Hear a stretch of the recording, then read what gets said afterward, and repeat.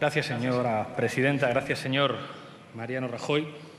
Lo cierto es que es un placer y un honor poder debatir con usted. Por desgracia, no ha sido algo demasiado frecuente.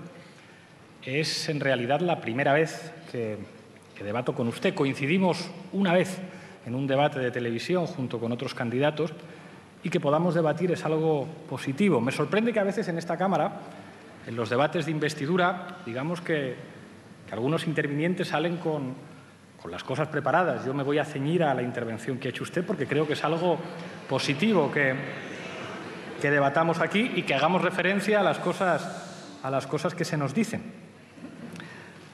Usted dice que quiere ser estupendo.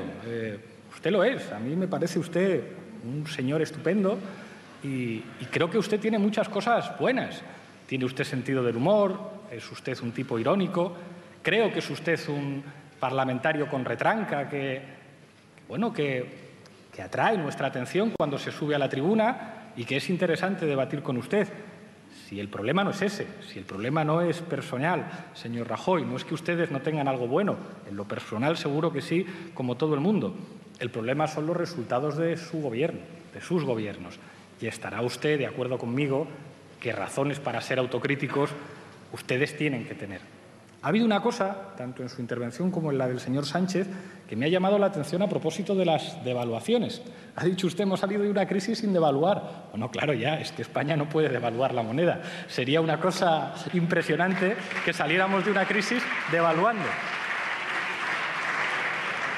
Del mismo modo que el señor Sánchez decía que hay que implementar políticas monetarias interesantes. Ya, lo que pasa es que eso no depende de nuestro país, depende básicamente del Banco Central Europeo. Está bien debatir de estas cosas.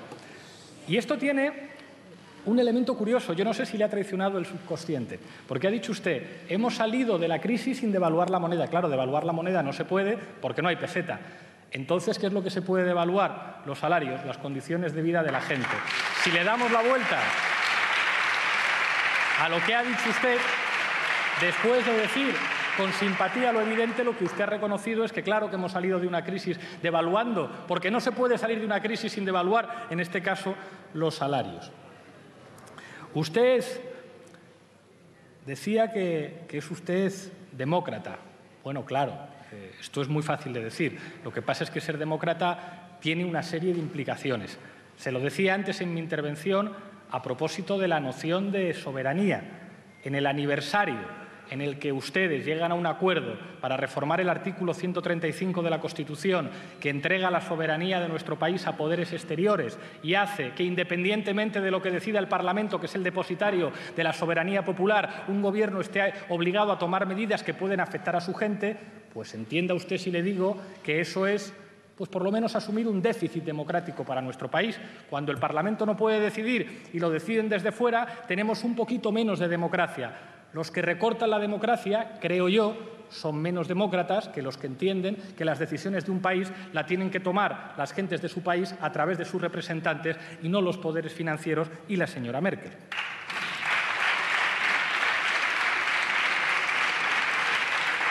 Creo que ha sido usted imprudente al hablar de la obligatoriedad de determinados símbolos.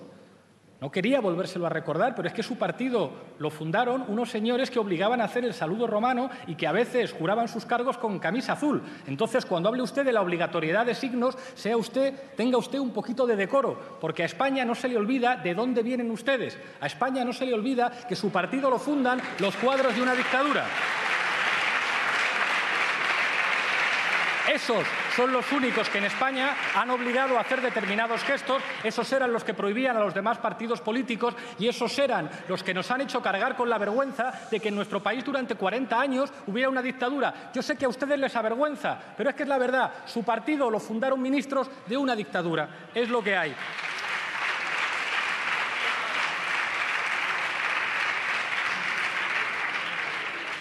La gente, si el problema aquí no es ¿a quién le vota cada uno? Si a usted le vota a mucha gente, como a nosotros también. El problema es las medidas que uno decide y si esas medidas están cerca de la gente o no están cerca de la gente. Ha dicho una cosa que me ha sorprendido usted. Ha dicho, a mí el IBEX 35 no me presiona y no me pone un piso. Pues hombre, a lo mejor a usted de momento no, pero al señor Aznar, a la señora Salgado, al señor Felipe González, un piso no, pero un puesto en su consejo de administración sí que los ha reservado. De Unidos Podemos y de las confluencias no hay nadie que se sienta en un consejo de administración. ¿Sabe por qué? Porque a nosotros no nos presionan ni nos ofrecen puestos en consejos de administración.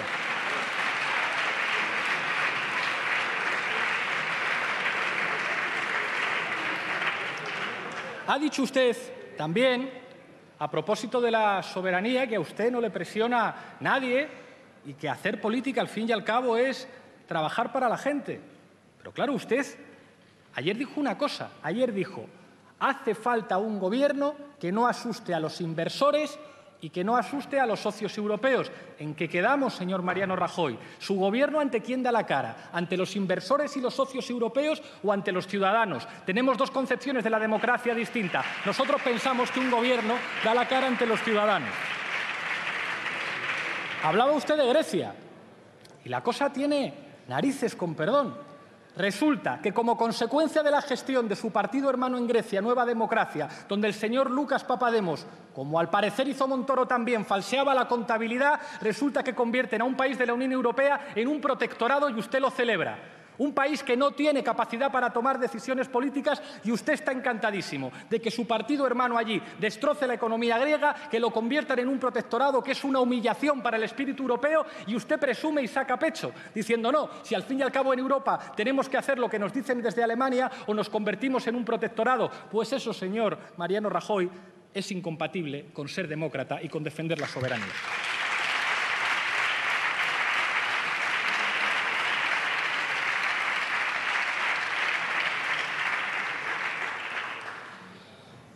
Los datos. Creo que es muy difícil, y se lo decía antes en mi intervención, plantear que tenemos razones para ser optimistas. Era ya poco creíble lo que decía el señor Aznar cuando hablaba del España va bien, y eso que era la época de la burbuja, era la época de los pelotazos urbanísticos y la época en la que su gestión convirtió la corrupción en una forma de gobierno y de aquellos polvos estos lodos. Pero plantear en el año 2016 que España va bien, que los datos económicos llaman al optimismo, cuando encabezamos las estadísticas europeas en desigualdad, que detrás de esas estadísticas hay personas, hay gente que no llega a fin de mes, niños que sufren pobreza, niños que no se alimentan adecuadamente, jóvenes que se tienen que marchar de España. No diga usted que España va bien. España son los españoles, no la tranquilidad de los inversores ni la tranquilidad de sus socios europeos.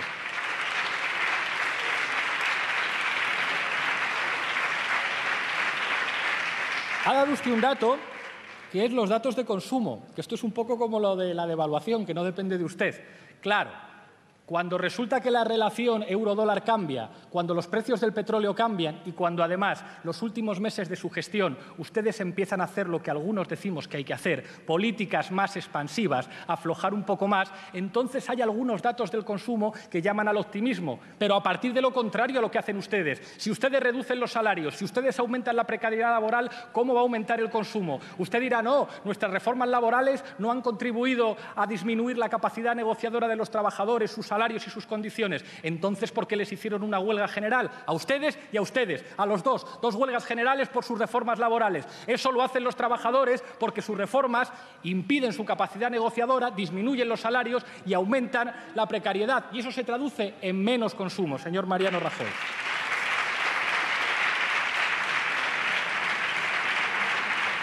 Decía usted que España es un país en el que viene mucha gente. Bueno, en los últimos tiempos, por desgracia, cada vez viene menos y cada vez se van más. Y no se van de aventura, como decía una de sus ministras. Los jóvenes españoles se van porque este país no les ofrece una alternativa. Y ese es el resultado de sus políticas. Hablaba usted de Madrid y Barcelona. Pues se lo voy a decir. Donde nosotros gobernamos aumenta la inversión extranjera y en el caso de Madrid hemos conseguido reducir la deuda. Y son datos oficiales, aunque a ustedes les duelan. Voy terminando. Hay una cosa que ha dicho usted que es verdad, completamente cierta. Hay tres opciones en este país. O repetición de elecciones, o un gobierno de ustedes, mediante un acuerdo con el Partido Socialista, porque si no, no hay manera, o un gobierno a través de un acuerdo del Partido Socialista con nosotros. ¿Y sabe lo que se está jugando en esas tres opciones? Básicamente dos ideas de España. Su idea de España tiene que ver con usted. Es impresionante. Usted ha dicho que cuando yo critico a su partido y a su gobierno estoy criticando a España. España no es usted, España no es su gobierno, España es la gente, no son los inversores, no son los socios europeos. Para nosotros, que somos una fuerza política, les recuerdo, de ámbito estatal, con resultados electorales importantes en todo el territorio. Es muy difícil plantear un proyecto colectivo, un proyecto de hermandad, cuando se es una fuerza política subalterna, como son ustedes en Cataluña y como son ustedes en el País Vasco. Yo le digo, nuestra idea de España es con sus pueblos y con sus gentes dentro, porque este país es la gente que compone este país, no son las banderas que llevan algunos en la pulsera mientras tienen cuentas en Suiza o en Andorra. Esa es la diferencia de la idea de España que nosotros tenemos. Para nosotros España son sus pueblos y sus gentes. Sí, efectivamente vuelve a tomar la palabra Pablo Iglesias. A propósito de las investigaciones, yo creo que a nadie se ha investigado tanto en España como a nosotros. El problema no es ese. El problema es que quizá a los de usted se les ha investigado poco. Ojalá se les investigara un poco más. Le reconozco una cosa, me encanta debatir con usted, aunque a veces me responda con refranes, y es básicamente porque usted no es ambiguo y porque nosotros representamos dos proyectos antagónicos. Hay otros que dudan, que se mueven, digamos, en el terreno de estoy más cerca del PP o más lejos del PP. Y, sin embargo, cuando discuto con usted, se ven de manera cristalina, de manera clara, dos maneras de entender España, dos maneras de entender la política, dos maneras de entender muchas cosas. Me ha sorprendido lo que decía usted sobre la Unión Europea, diciendo que el artículo 135 está muy bien, que la renuncia a la soberanía de los Estados de la Unión, que no ha sido sustituida por espacios de representación democrática en Europa, donde el único espacio de representación democrática es el Parlamento Europeo, que es en el mayor de los casos una cámara colegislativa. Que usted diga eso cuando cada vez que han tenido que votar los ciudadanos europeos sobre Europa el resultado es contra la Unión Europea, cuando el Reino Unido se acaba de ir, pues revela que efectivamente no tenemos la misma noción de Europa. Leía el otro día a Jorge Semprún, que reivindicaba los valores de la 9, antifascistas españoles que participaron en la liberación de París, como el origen democrático de la Unión Europea, como ese proyecto antifascista que reivindicaba los derechos sociales. Esta Europa ordoliberal, esta Europa contra los derechos, es una Europa distinta a la que nosotros queremos construir, a una Europa democrática, con derechos sociales y con soberanía. Por eso vemos las cosas de manera tan distinta. Usted decía que le parece muy bien que algunos españoles se vayan fuera. Yo no quiero ser una periferia de Europa. La mayor parte de la gente que viene a trabajar a España viene a trabajar en actividades de bajo valor añadido, mientras nuestros mejores investigadores se van a Alemania, al Reino Unido o a Estados Unidos. Yo no quiero ser una periferia de Europa, señor Mariano Rajoy.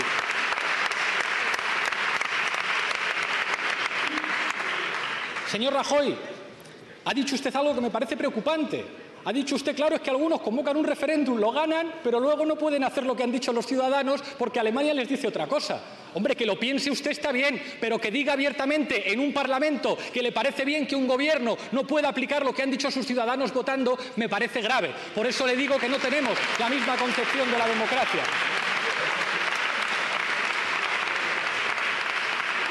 Terminaré con algo. Ha dicho usted que no todos en España piensan igual. Tiene usted razón, pero todos en España necesitan una educación pública, una sanidad pública y una vivienda digna, señor Rajoy.